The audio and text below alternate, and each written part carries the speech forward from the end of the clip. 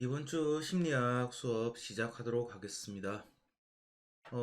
심리학, 이번 수업 앞서서 잠깐 여러분들께 말씀드릴 게, 저번에 선생님이 여러분들께 그 제시한 그 과제 있었죠. 그죠? 그 아직 제출 안 한 사람이 있는데, 그 과제 좀 제출해 주길 바랍니다. 그리고 수업을 지금 다들 잘 듣고는 있습니다만은, 뭐 몇몇 친구들이 아직까지 수업이 이렇게 한두 개씩 이렇게 밀리는 경우들이 이렇게 보이더라고요. 수업도 여기에 뭐, 우리가 원격 수업이지만 여러분들 잘 참여해서 다 수업 들어주시고 다 이런 것들이 여러분들 출결 사항과 연관이 있습니다. 그렇기 때문에 수업을 반드시 이렇게 꼭 잘 참석해 주시기를 부탁을 드립니다. 자, 오늘 할 것은 무엇이냐면 발달 심리학이라는 것에 대해서 조금 우리 한번 살펴볼 겁니다. 그래서 오늘은 뭐 발달 심리학이 어떤 것인지, 그리고 그 발달 심리학을 이렇게 과제로서 이렇게 우리가 만들어낸 피아제와 에릭슨의 이론들 한번 좀 살펴볼 거예요. 그리고 우리가 지금 여러분들 청소년기 혹은 이제 나이가 조금 더 지나서 청년기를 어떻게 또 보내야지 잘 성장할지에 대해서도 한번 살펴보도록 하겠습니다. 어, 사람은 태어나서 죽음에 이르기까지 뭐 다양한 심리 상태와 행동들을 경험하게 되죠. 그죠? 뭐 전생에 걸쳐서 인간의 행동들을 이해하고 뭐 변화의 원인들을 이렇게 이해하기 위해서 발달 심리학이 이렇게 만들어졌습니다. 뭐 인간의 신체적 발달과 노화를 고려해야 하니까 뭐 생물학적 지식도 필요할 거고, 그러면 사회적 존재로 성장해서 사회적 활동을 하니까 뭐 사회학적 지식도 필요하겠죠, 그죠?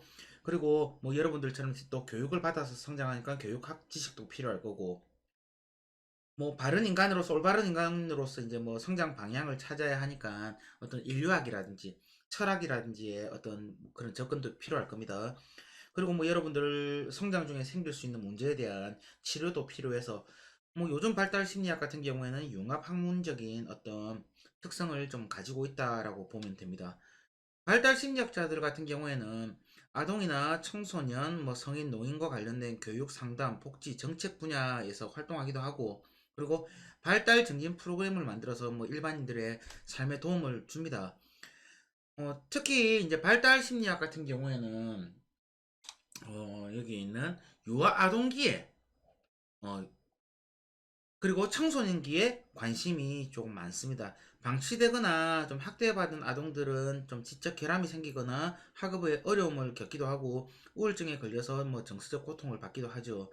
그 중에 일부는 심리적 상처와 불안을 주체하지 못해서 타인을 공격하는 사건, 사고를 일으켜서 사회적 문제를 만들 수 있기 때문에 심리학자들은 심리적으로 연약한 유아기와 아동기, 청소년기에 보다 조금 더 관심을 가지고 있습니다. 결국 이제 문제를 일으킬 수 있는 각 개인뿐만 아니라 사회 전체 구성원들이 행복하게 지내기 위해서는 발달 심리학의 도움이 필요하거든요. 이런 필요성을 감지해서 발달 심리학의 기틀을 만든 학자들이 있습니다. 그 학자들을 지금부터 좀 소개를 해볼게요. 먼저 피아제라는 학자입니다. 여러분들 다른 수업 시간에도 아마 들어봤을 겁니다. 피아제라는 학자와 그리고 에릭슨이라는 학자, 오늘 이 두 학자에 대해서 한번 살펴볼 거예요. 피아제는 1896년에 태어난 스위스의 심리학자입니다. 뭐 이 형님 같은 경우에는 문학 교수인 아버지 덕분에 좀 풍성한 인문학적 분위기 속에서 좀 자랐어요. 어릴 때 식물원에서 아르바이트 하면서 뭐 생물학에 좀 관심을 가지기도 했고, 뭐 그래서 이제 씨앗에서 이제 줄기가 나와서 나무로 성장하는 그런 모습을 보면서 감명을 받았다고 합니다. 커다란 나무를 보면 처음엔 작은 씨앗이었다는 걸 좀 잊기가 쉽거든요. 그죠? 마치 어른을 보면 그 사람이 갓난아기였다는 사실을 잊기 쉬운 것처럼 우리가 그런 어렸을 때의 모습을 좀 잊기가 쉽습니다. 이제 피아제 같은 경우에는 좀 막연하게나마 인간의 성장이 식물의 각 단계를 거치면서 전혀 다른 존재가 된다고 생각을 했습니다. 피아제는 어릴 때부터 조금 천재적이었습니다. 식물뿐 아니라 동물에도 관심이 있었고 고등학교를 졸업하기 전에 논문 몇 개를 뭐 출판할 뭐 정도였다고 하거든요. 그래서 피아제 같은 경우에는 심리학이 아니라 피아제는 어, 자연과학으로 박사학위를 받았습니다. 그리고 이제 개인적인 이제 관심으로 정신분석학을 이렇게 공부했고, 그리고 뭐 지능 검사를 만든 이제 알프레드 비네가 운영하는 학교에서 아이들을 좀 가르치게 되었고, 그 학교에서 피아제는 식물을 관찰하고 뭐 동물을 관찰했던 자연과학자답게 어린이들을 좀 관찰했습니다. 그 전에 뭐 우리가 잠깐 뭐 좀 얘기해보고 넘어갈 것이, 여러분들 앞전에 거기에 그러니까 자기 여러분들 진로 여기에 대해서 심리 검사를 해봤잖아요, 그죠? 여기에 여러분들 다양한 결과물들이 나왔을 겁니다. 다양한 결과들이 나왔을 건데, 음. 지금 여기에 우리가 지금 피아제 같은 경우에는 아까 전에 얘기했지만 동물이라든지 식물에 대한 관심이 많았다고 했잖아요, 그죠? 뭐 이런 것들이 저는 그렇게 생각을 합니다. 지금 가드너라는 학자가 있어요. 가드너라는 형님이 계신데, 가드너의 다중지능 이론이라고, 지능 이론이라고 여러분들이 들어본 적이 있을지 모르겠습니다. 기본적으로 인간의 지능이 예전에는 우리가 뭐 IQ라는 것들 얘기를 했고, 또 한때는 뭐 또 EQ라는 것도 얘기를 했고, 뭐 이렇게 얘기를 했는데, 이것들이 이제 시간이 지나면서 이것들을 좀 극복하는 어떤 지능 이론들이 많이 이렇게 체계를 잡기 시작을 했습니다. 이 가드너 같은 학자는 이렇게 해서 인간에게는 이제 지능이 뭐 IQ나 EQ나 이런 것만 있는 게 아니라 9가지의 이제 지능이, 다양한 지능이 존재를 한다고 했거든요. 뭐냐고 뭐 소개를 해보면, 첫 번째로 뭐 언어 지능, 여러분들 한번 들어보세요. 언어 지능, 그 다음에 수학 지능, 그 다음에 뭐 음악 지능, 음악 지능, 그 다음에 운동 지능, 신체 운동 지능이라고 합니다. 신체 운동 지능, 그리고 공간 지능, 그 다음에 인간 친화 지능, 그리고 자연 친화 지능, 자연 친화 지능, 그리고 그래. 자기 성찰 지능, 자기 성찰 지능, 그리고 아직까지는 완벽하게 이게 구현이 안 되었지만 실존 지능이라는 것이 이렇게 존재를 한다라고 얘기를 했거든요. 여러분들 보면, 여러분들 지금 관심을 가지고 있는, 나는 누구는 어떤 사람, 아이들은, 어떤 친구들은 뭐 영어나 뭐 국어나 이렇게 언어 쪽에 대해서 좀 지능을 이렇게 뛰어나게 보이는 친구들이 있을 겁니다. 또 어떤 친구들은 수학을 굉장히 또 잘하고, 또 다른 부분에서는 좀 약한 부분들이 있을 거예요. 또 어떤 친구들은 음악을 굉장히 또 잘한다든지 여기에서 흥미를 많이 보이고 능력을 발휘한 경우도 있죠. 또 다른 친구들은 언어나 수학이나 음악은 조금 떨어질지 몰라도 운동이나 신체 운동이나 이런 부분들에 대해서 강점을 가진 사람도 있을 겁니다. 공간지능은 우리가 건축이나 미술 쪽을 얘기를 보통 많이 해요. 이쪽에 대해서 또 이렇게 뭐 당연히 뭐 지능을 가지고 뛰어난 사람들이 있을 거죠. 인간 친화 지능들, 우리가 요즘 말하는 인싸들, 어, 굉장히 뭐 부러운 지능 중에 하나입니다. 그죠? 여기에서 이제 자연 친화 지능이 바로 동물이나 식물들 같은, 음, 여기에 뭐 조금 이렇게 뭐 사람이 뭐 자연하고 좀 상호작용을 하거나 뭐 이렇게 교감할 수 있는 이런 능력입니다. 이런 능력을 지금 그러니까 피아제는 가지고 있었던 거죠. 자기 성찰 지능 같은 경우에는 뭐 어떤 자기 자신의 어떤 감정들 이런 것들을 파악하는 능력들, 그리고 자신의 생각들을 좀 객관적으로 이해하면서 뭐 이렇게 잘 행동할 수 있게 하는 뭐 그런 능력입니다. 자, 그러니까 사람은 이렇게 다양한 지능들이 있고, 이 지능들은 서로 이렇게 독립적이면서도 관계를 많이 가지고 있다라고 얘기를 하거든요. 그래서 여기 있는 다양한 지능들은 각기 개발이 필요합니다. 그러니까 나는 수포자야라고 얘기를 하는 친구들 같은 경우에도 수학적 지능을 키울 필요가 있는 거고요. 누구나 나는 음악은 도저히 모르겠다 하더라도 음악적 지능을 교육을 통해서 키울 필요가 있다는 겁니다. 그러니까 여러분들 같은 경우에도 예전에 우리가 뭐 천재들 같은 경우에는 이것도 잘하고 저것도 잘하고, 물론 그런 천재들도 많이 있었습니다만은, 피아제 같은 경우에도 그렇죠. 뭐 이 사람이 똑똑해서 무언가를 해서 막 잘했다라기보다는 여기 있는 자연 친화 지능이 굉장히 뛰어났다. 여러분들 중에서도 동물 이렇게 키우는 거 되게 좋아하는 친구들 있죠. 특히나 뭐 동물들의 어떤 그런 뭐 생태 과정이나 이런 것들에 대해서 관심을 가지고 뭐 유심하게 본 친구들도 있을 겁니다. 그런 어떤 뭐 지능을 가졌다면 당연히 이제 그쪽 방향의 일을 해보는 것도 괜찮겠죠. 뭐 지금은 이렇게 다중지능 이론을 할 건 아니지만, 그러니까 피아제가 그렇게 관심을 가지고 있었던 것은 그냥 무던하게 관심이 미안합니다. 있었던 게 아니라 이런 자연 친화 지능을 가지고 있었다라고 생각을 하시면 좋을 것 같아요. 뭐 계속 한번 넘어가 볼게요. 관찰일지를 이렇게 피아제 같은 경우에는 썼는데, 피아제는 어린이들이 특정 질문에 좀 시종일관 좀 틀린 답을 계속 내고 있다는 걸 알게 됐거든요. 그러니까 뭐냐면 틀린 답 자체가 문제가 아니라 틀리게 답을 하는 거에 일관된 이제 패턴이 있다는 것에 좀 주목을 했습니다. 뭐 예를 들어서 파란색 나무 조각과 노란색 나무 조각, 파란색 책과 나무 장난감, 다른 뭐 파란색 사물등 뭐 이렇게 다양하게 놓고 다양하게 묶어보라고 하면 6세 이전의 아이들 같은 경우에는 6세 이전의 아이들 같은 경우에는 나무라는 추상적인 개념이 발달하지 않아서 색으로만 구분을 한다는 거죠. 색깔로만 계속 구분을 하고, 뭐 예를 들어 행동을 할 때도 인형 머리를 이제 빗어주기 전에 이제 자기 머리부터 먼저 빗는 일정한 패턴이 있다는 것을 이제 피아제는 이렇게 발견하게 됩니다. 그렇게 생각하고 행동하라고 교육받은 적도 없는데 아이들이 이렇게 비슷한 패턴을 보이는 이유를 찾으려고 이제 피아제는 계속 연구를 했거든요. 그래서 이제 뭐 피아제는 자신의 이제 뭐 연구를 했고 그 연구 성과를 인정을 받게 됩니다. 인정을 받아서 스위스의 이제 제네바 대학의 심리학과 교수가 돼요. 음.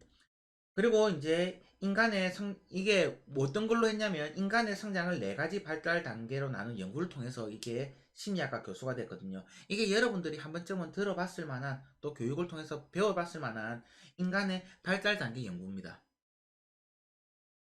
피아제 인지 발달 단계라는 거죠. 첫 번째는 뭐냐면 감각 운동기라는 겁니다. 출생 직후부터 2세까지 감각과 운동 기술을 이용해서 주변의 이제 세계를 경험한다는 거죠. 외부의 물체가 이제 어떤 것인지도 인식하게 되는 거고요. 뭐 딸랑이 장난감이나 모빌이나 젖병 같은 것도 이제 감각으로 알게 되고 각도마다 조금 다르게 보여도 그게 같은 물건이라는 사실을 이제 알게 되는 거죠. 인식을 하는 거죠.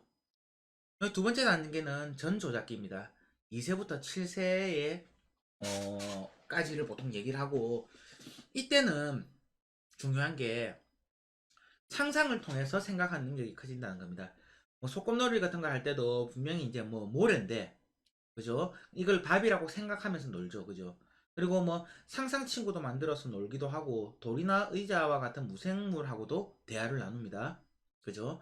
그전보다 이제 몸도 잘 움직이게 되고 외부 물건을 직접 가지고 이제 놀게 되는 거죠. 다른 운동을 할 정도로 이제 신체적인 능력도 발달을 합니다. 세 번째는 구체적 조작기라고 합니다. 7세부터 11세까지의 초등학교 이제 뭐 그때 지금 해당하는 그런 시기를 얘기를 하는 거예요. 기초적인 어떤 뭐 세상의 지식을 갖게 되는 겁니다. 그러니까 구체적으로 사물을 분류하고 뭐 서열화하기도 하죠. 그리고 아주 기본적인 초보적인 논리적인 사고도 가능하게 되는 겁니다. 네 번째 단계는 형식적 조작기입니다.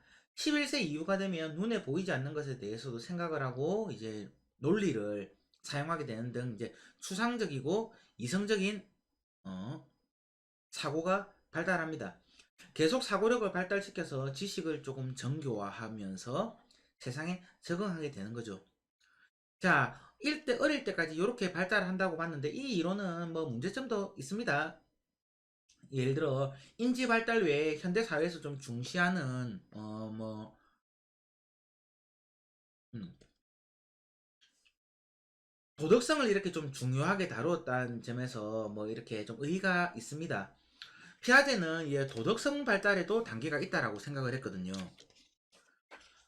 그러니까 첫 번째 단계는 전도독기라는 겁니다. 이건 여러분들 아마 처음 들어보는 사람도 있을 거예요. 앞에 거 이제 인지 발달 같은 경우는 여러분들 많이 들어봤겠지만 도덕성 발달은 처음 들어보는 사람도 있을 건데 첫 번째는 전도독기입니다. 5세 이전이라는 거죠.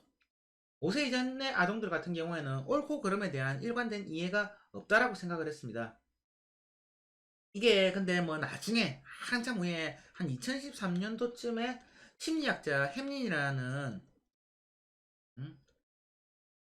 햄린이라는 형님 계신데 생후 8개월 된 영아들을 대상으로 연구를 했는 결과 이들 역시 뭐 이렇게 행위의 결과만이 아니라 의도도 중요하다는 것을 이해하고 뭐 도덕적인 행동이 무엇인지를 안다라고 밝혀지긴 했다라고 합니다만은 일단은 피아제 같은 경우에는 5세 이전은 옳고 그름에 대한 일관된 이해가 없다라고 생각을 했습니다. 그리고 두 번째 단계는 타율적 도덕성기입니다. 피아제는 5세부터 8세의 아동은 이제 행위의 옳고 그름을 행위에 따른 결과로 판단을 한다라고 생각을 했거든요. 결과로. 예를 들어서 실수로 15개의 컵을 깬 것이 나쁜 행동을 하려다가 컵 한 개를 깬 것보다 더 부도덕하다고 생각을 했다는 겁니다. 결과물이죠. 그죠?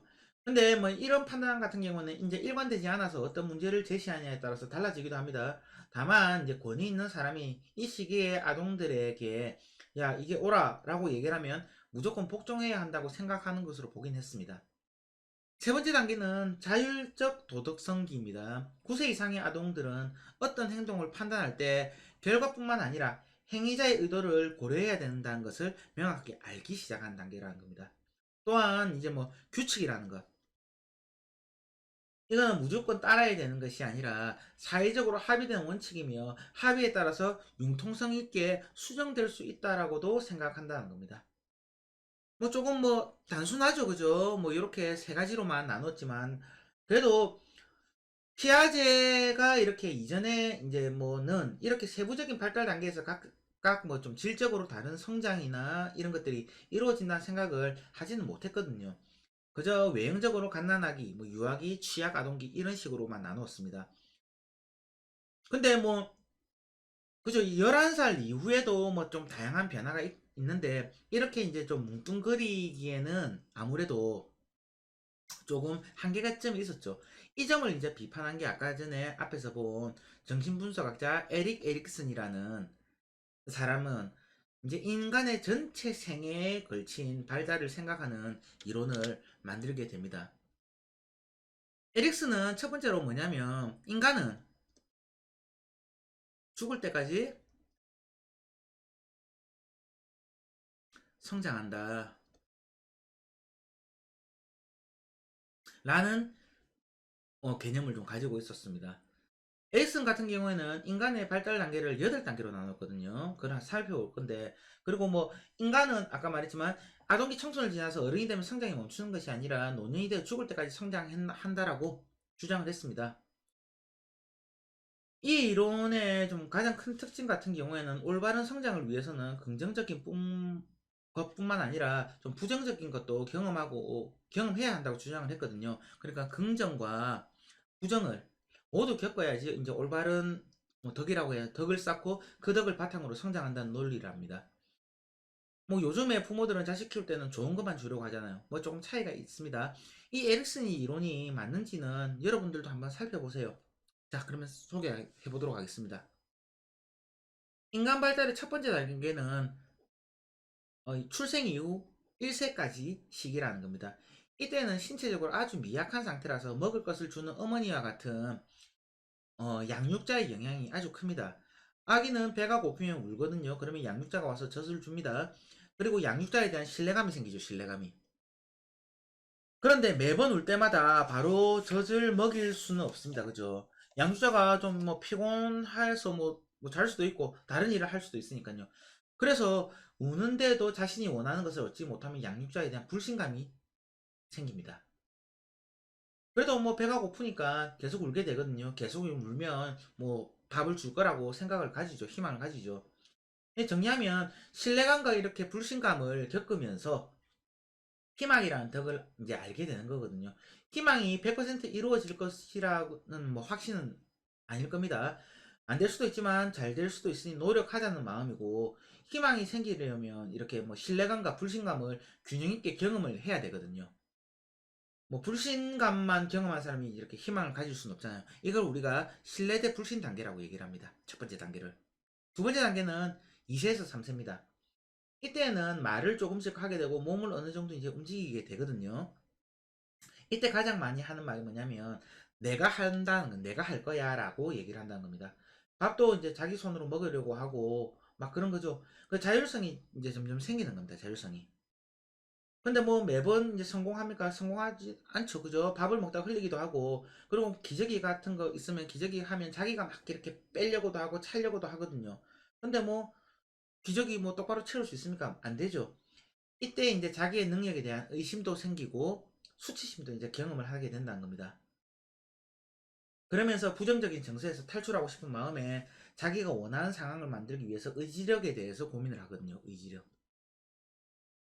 자율성과 이제 의심 혹은 뭐 수치심을 도로 경험하면 이제 의지력이 생기는 이 단계를 자율성 대 수치와 회의 단계라고 합니다.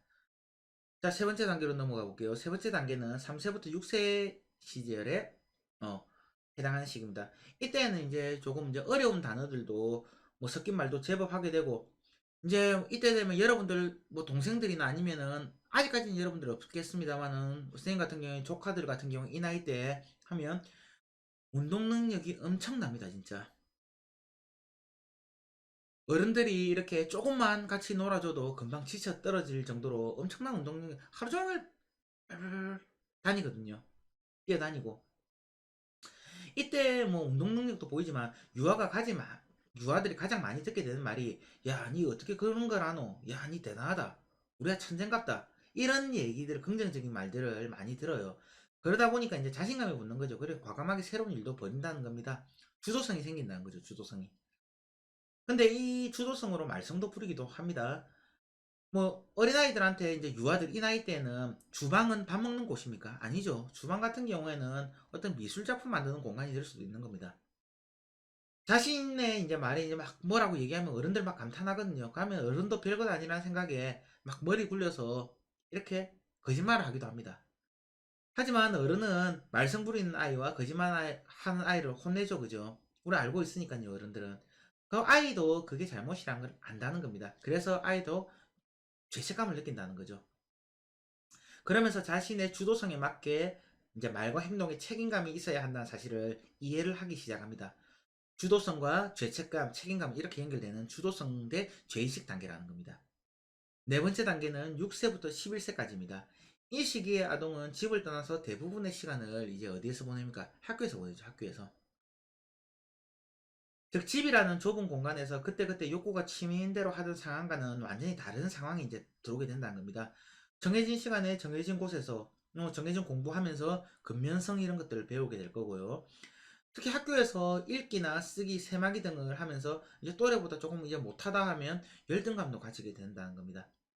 이렇게 열등감 가지기 싫으니까 벗어나려고 노력하면서 능력이라든가 뭐 이런 것들의 중요성을 또 알게 되는 거죠. 이 네 번째 단계를 우리가 근면대 열등감 단계라고 합니다. 다섯 번째 단계입니다. 11세에서 18세까지 흔히 청소년기, 10대라고 하는 시기, 여러분들 시기에 해당하는 시기라고 보여집니다. 이 시기에는 이제는 뭐냐면 나는 누구인가? 자, 이제 점점 중이스러운 그죠? 이제 요런 질문들이 생기기 시작한 나이라는 겁니다. 이제 뭐 어떤 이제 뭐 이 나이 때 청소년들 같은 경우는 자신이 누구인지에 대한 답을 막연하게나마 찾아냅니다. 나는 예를 들어서 뭐 가수가 되고 싶다. 가수가 되고 싶은 사람이야. 아니면 나는 조금 실용적인 사람이야. 아니면 나는 예를 들어서 좀 보수적인 사람이야. 난 혹은 또 뭐 안 하면 서운하니까 진보적인 사람이야. 라는 식이라는 거죠. 이렇게 답을 찾은 상태를 뭐라고 하냐면 자아 정체성 형성이라고 얘기를 합니다. 근데 여전히 답을 찾지 못하는 경우도 있죠. 이걸 자아 정체성 혼란이라고 얘기를 합니다. 이 청소년기에는 어른보다 여러분들 또래와 지내는 시간이 훨씬 많습니다. 그죠? 그래서 자아 정체성에 대한 답도 여러분들 비슷한 나이 또래에서 찾으려고 많이 해요. 그 과정에서 마음에 가는 또래 집단에 대한 서로에 대한 뭐 충성심 이런 것들도 생기게 되고요. 그 충성심이 이제 발전되어서 자신의 정체성과 진로에 대한 충성을 하게도 됩니다. 흔히 이제 뭐 어른들 이런 얘기 하죠. 청소년기에 친구를 잘 사귀라 라고 얘기를 하는데 뭐 이거는 단순히 좀 대인관계 측면에서 뿐만이 아니라 전체 인생의 좀 방향이 달라지기도 하거든요. 뭐 쌤 얘기가 조금 꼰대스러운 얘기일 수도 있는데 실제로 심리학적인 부분에서 그렇게 얘기를 합니다. 이때다가 아까 자율정체성 뭐 역할 혼미 단계라고 얘기를 해요. 형성이나 혼란이나 오는 여러분들 단계라는 거죠. 그리고 여섯 번째 단계가 그 이후에 이제 보통 성인기, 뭐 청년기라고 얘기하는 단계입니다. 나이 같은 경우에는 그러니까 뭐 서양 나이라고 생각을 하니까 뭐 우리가 뭐 쉽게 하면 만 나이라고 생각하면 좀 편할 것 같아요. 이 시기에는 이제 또래보다는 이제 아주 좀 친밀하게 좀 마음을 나눌 특별한 관계를 원하기도 합니다. 뭐 사랑이라는 것들. 사랑할 대상을 찾기도 하죠. 그리고 특별히 애착을 가지는 직업도 찾기도 합니다. 그리고 특별하게 이렇게 뭐 특별한 대상의 친밀감을 경험하는 사람도 있지만 그러지 못해서 조금 이렇게 소외감을 느끼는 사람들도 있습니다. 소외감에서 벗어나기 위해서 열정을 발휘하게 되고 그래서 친밀감과 소외감을 고루 이제 경험한 사람은 열정이라는 게 이제 무엇인지 좀 알게 되는 뭐 그때 그 시기죠. 흔히 청년의 열정이라고 얘기하는 것들이 좀 자연스럽게 들리는 게 뭐 이 때문이기도 합니다. 이때를 친밀감과 고립감 단계라고 얘기를 합니다. 일곱 번째는 이제는 장년기예요. 청년기에서 넘어서 장년기입니다. 장년기에는 뭐 특별한 대상을 향해서 개인적인 노력으로 성과물을 만들어내려고 이렇게 노력을 많이 한다는 겁니다. 그런데 이제 장년기가 되면 세상이 개인 혼자만의 힘으로 바뀔 정도로 좀 단순하지 않다는 걸 알게 되거든요. 그래서 이제 직장에서 팀장이 된 장년기 사람들은 어떻습니까? 팀원들을 좀 잘 이끕니다. 그래서 개인의 능력을 초월한 이제 성과물들을 만들어내기도 하거든요. 생산성이 이렇게 좀 폭발을 하는 겁니다. 그런 사람들 같은 경우는 보통 이렇게 많이 얘기합니다. 좋은 팀원들 덕분에 이렇게 좋은 성과를 거두었다. 근데 반대로 이렇게 좀 침체되는 사람들도 있거든요. 뭐라고 얘기하냐면 말 안 듣고 능력 없는 팀원 때문에 이렇게 되었다. 생산성이 좋은 사람하고 침체된 사람 모두 다른 사람의 중요성을 이야기합니다. 침체에서 벗어나기 위해서는 다른 사람의 마음을 얻기 위한 배려의 미덕도 좀 알아야 하거든요.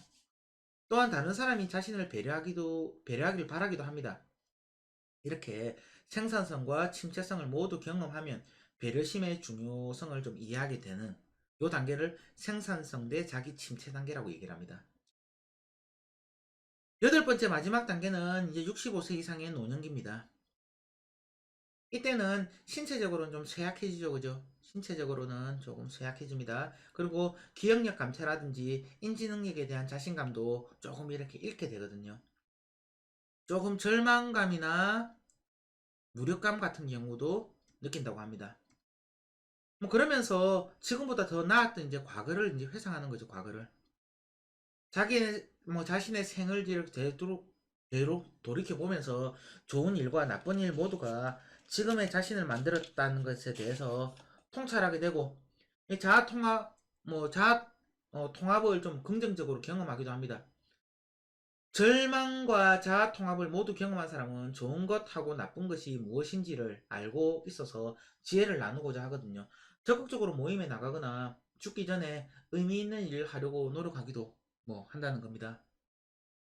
에릭슨은 이 이론에서 생의 발달을 신체적인 나이로 여러분들 봤을 때 신체적인 나이로 구분을 했죠, 그죠? 근데 편의상 이제 그런 거고 실제로는 마음속의 성장이 더 중요하다고 생각을 했습니다. 예를 들어서 나이가 청소년이어도 희망의 미덕을 아까 말했던 희망의 미덕을 가지 못한 사람도 있고 노인이어도 책임감과 배려가 없을 수도 있다라고 생각을 했다는 겁니다. 반대로 여러분들처럼 청소년기에도 자아 통합이 되어서 지혜를 갖출 수도 있다라고 봤던 거고요. 에릭스는 이전 단계에 그러니까 제대로 성장하지 못하면 신체적으로 나이가 들어도 진정으로 성장한 것이 아니라고 주장을 했습니다.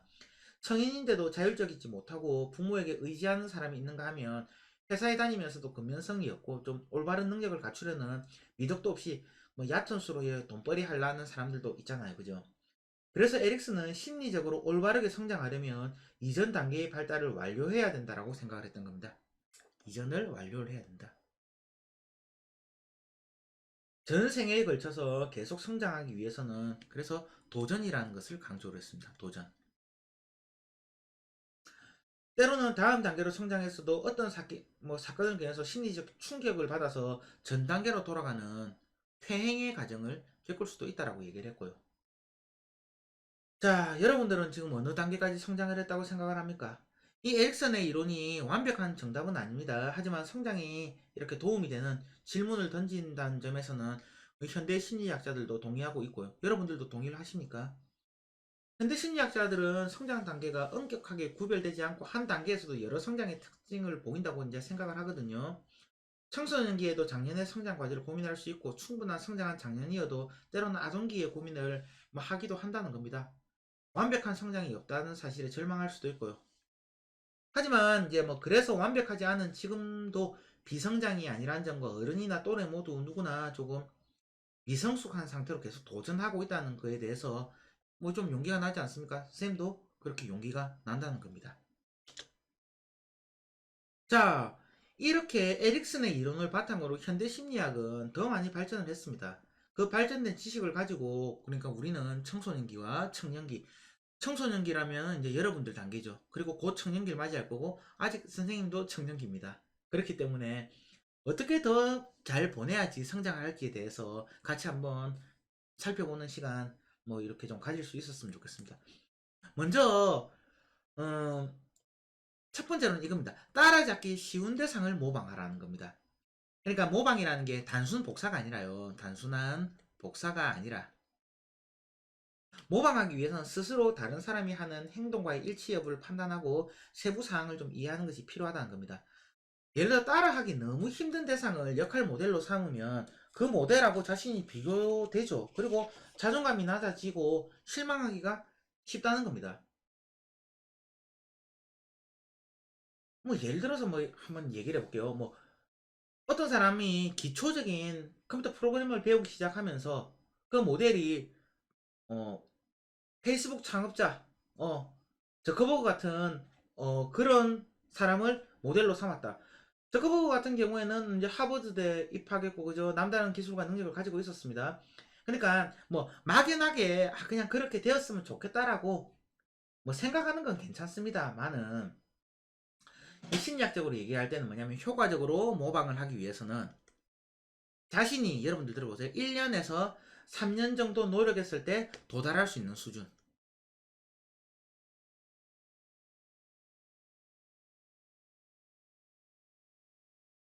그래야지 자신이 관찰하고 이해한 것을 따라할 방법하고 의지가 생긴다는 겁니다. 뭐 예를 들어서 여러분들 아동기 이렇게 떠올려 보세요. 달리기를 막 하는 아이들이 막연하게 우사인 볼트가 되고 싶다라고 생각할 수는 있습니다. 그죠? 하지만 이제 실제로 더 많이 관찰하고 따라하는 사람은 대부분 자신 주변에 달리는 사람들이라는 거죠. 그 사람들이 달리는 모습을 보고 이해해서 따라할 것은 따라하고 자신에 맞지 않는 것은 버리는 식으로 충분히 잘 달리게 된다는 사실을 기억을 해야 된다는 겁니다. 오히려 최고 수준의 사람을 억지로 따라하다가는 이제 덧나는 경우도 좀 많이 있거든요. 성장에는 여러분들, 성장에는 반드시 시간이라는 게 필요합니다. 시간이 걸려요. 뭐 여러분들 뭐 영화나 이런 거 보는 것처럼 몇 시간 만에 극적인 변화가 이루어지긴 힘듭니다. 긴 도전을 하기 위해선 중간중간 성취한 좀 재미가 있어야 되거든요. 여러분도 자기가 되고 싶고 자신과 비슷한 출발점에 있던 사람을 정해서 그 사람이 잘하게 된 비결을 좀 분석하고 실행해 본다면 좀 재미있고 유익한 성과를 얻게 될 겁니다. 두 번째로 얘기하고 싶은 거는 경쟁이라는 겁니다. 경쟁. 뭐 이런 거 여러분들한테 안 그래도 경쟁 때문에 스트레스 받는데 더 짐을 이렇게 뭐 여러분들한테 주려는 건 아닙니다. 남들 누르고 최고가 되겠다는 경쟁이 아니라 과거의 나보다 음? 더 나아지겠다는 경쟁을 한다는 겁니다. 뭐 실제로 이제 자신이 얼마나 나아졌는지 이제 객관적으로 확인할 수 있는 것들 이제 기록을 해본다는 거죠. 기록. 예를 들어서 뭐 영어 공부할 때 여러분들 뭐 수능 1등급이나 뭐 이런 것들을 되기 위해서 뭐 경쟁한다기보다는 예전에 영어 시험 볼 때 영단어 단어 10개를 외웠는데 이번 시험에는 뭐 12개 외운다든지 최종 점수가 비슷해도 그러니까 뭐 점수는 예를 들어서 뭐 80점 비슷하다, 90점 비슷하다, 혹은 70점 비슷하다 하더라도 예전보다 자신이 무엇을 조금 더 했고 더 나아졌는지를 찾아 이제 본다는 거죠.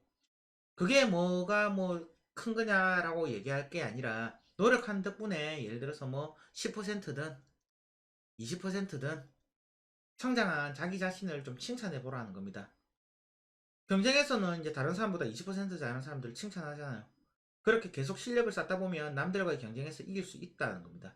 남들을 이겨서만이 자기가 이제 뭐 성장한 성취감을 이렇게 뭐 더 느끼며 도전할 힘을 얻는 것만은 아니거든요. 자신이 가지는 그런 어떤 성장하는 성취감들. 세계대회에서 이제 뭐 금메달 따는 선수들도 이런 방법으로 도전을 한다는 겁니다. 뭐 물론 다른 사람들과의 경쟁이 더 성취 동기를 갖게 하고 열정을 불태우게 하기도 합니다.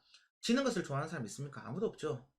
다른 사람과의 경쟁과 과거 자기 자신과의 경쟁을 모두 사용을 하세요. 사용하되 자신의 경쟁에 조금 더 비중을 두면 이제 과거에 자기 자신도 성장한 뒤에 보면 다른 사람으로 느껴지는 경우들이 종종 있거든요. 경쟁 자체를 이렇게 목표로 하지, 또 이제 뭐 다른 사람을 질투해서 하지도 말고 더 성장하기 위한 수단으로 좀 삼아 보시라는 겁니다. 그리고 세 번째는 협력이라는 겁니다. 협력. 경쟁하고 협력은 좀 다르게 보입니다. 그죠? 그런데 한번 생각해 볼게요. 조별 과제 같은 경우 어떻습니까? 여러분들 조별 과제 좀 해봤죠? 조별 과제는 서로 협력해야지만 다른 어떤 조와의 경쟁에서 또 이렇게 뭐 이길 수 있습니다. 그죠?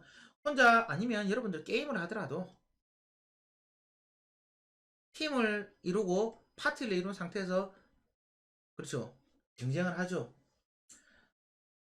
혼자 이렇게 경쟁을 하더라도 자신의 부족한 부분을 보충해 줄 수 있는 사람의 도움을 얻어야지 좀 더 효과적으로 이제 성장할 수 있습니다. 그런데 매번 도움만 이렇게 뭐 받으면 어떻겠습니까? 상대방이 이제 도와주려고 하겠습니까? 아니죠. 피하겠죠. 그러니까 여러분들도 다른 사람을 도와주면서 관계를 두텁게 해야 된다는 겁니다. 서로 도움을 주고받는 것, 그게 협력이라는 겁니다. 에릭슨의 이론을 봐도 성장한 사람은 장년기에 배려의 미덕을 이렇게 얻게 된다고 얘기했잖아요. 배려의 미덕은 장년뿐만이 아니라 청소년기와 청년기에도 필요하다는 겁니다. 여러 사람들과 상호작용하면서 서로 갖고 있는 지식과 기술을 이렇게 나누면 혼자 할 때보다 더 효율적으로 성장할 수 있습니다. 지금까지 이렇게 살펴본 여기 있는 모방, 그 다음에 경쟁, 협력 어떻습니까? 모두 누군가가 필요합니다. 그래서 청소년기와 청년기에는 타인의 존재가 중요합니다. 여러분들이 성장하고 싶다면 냉정하게 생각해 보세요. 모방할 만한 사람, 경쟁할 만한 사람, 협력하는 사람을 두고 있는지. 그렇지 않다면 무조건 혼자 노력하기보다는 이런 사람들을 먼저 찾아보라는 겁니다. 모방, 경쟁, 협력의 대상이 꼭 현실 속의 사람이 되어야 되는 건 아닙니다. 영화 속의 등장인물, 뭐 소설 속의 사람, 역사 속의 사람이 될 수도 있습니다. 여러분이 닮고 싶고 선의의 경쟁을 하고 싶고 힘들 때면 조언을 듣고 싶은 사람을 정하고, 그래서 성숙한 사람들은 책을 많이 봐요. 특히 한 책을 인생의 책으로 정해두고 보는 경우도 많이 있거든요. 단순히 지식을 늘리기 위해서라면 다양한 책을 봐야 되겠지만 성장을 위해서는 또 이렇게 같은 책을 보는 것들도 좋다고 합니다. 과거에 읽었던 책을 다시 읽고 새로운 면을 발견하고 자기가 얼마나 성장했는지 확인할 수도 있고 또 다른 뭐 성장의 전환점을 찾을 수도 있다라고 얘기를 하거든요. 최근에 이렇게 발달 심리학 같은 경우에는 특정 단계나 특정 상황에 대한 특정 주제들을 더 많이 다룹니다. 뭐 예를 들어서 하버드대 엘리자베스 스펠키 교수 같은 경우에는 인간의 수개념은 어떻게 발달하는지를 연구를 했거든요. 뭐 여러분들 수학 어렵죠, 그죠? 청소년기에 억지로 뭐 머리 집어넣으려 해도 잘 안 됩니다. 근데 이 스펠키 교수 연구에 따르면 인간은 좀 대단한 수학적 재능을 가지고 있다라고 얘기를 합니다. 한 살짜리 아이도 수에 대한 개념이 뭐 있을 정도라고 얘기를 하거든요. 스펠키 교수 같은 경우에는 12개월 된 아이들을 대상으로 실험을 진행을 했습니다. 뭐 여러분이라면 뻔하고 익숙한 자극에 시선이 많이 갈 것 같아요? 아니면 예상을 뒤엎는 이상한 자극에 시선이 더 많이 갈 것 같아요? 자세히 안 봐도 뻔한 것에는 뭐 이렇게 굳이 시선이 안 가겠죠. 이것을 스페키 교수는 뭐라고 했냐면, 선, 음,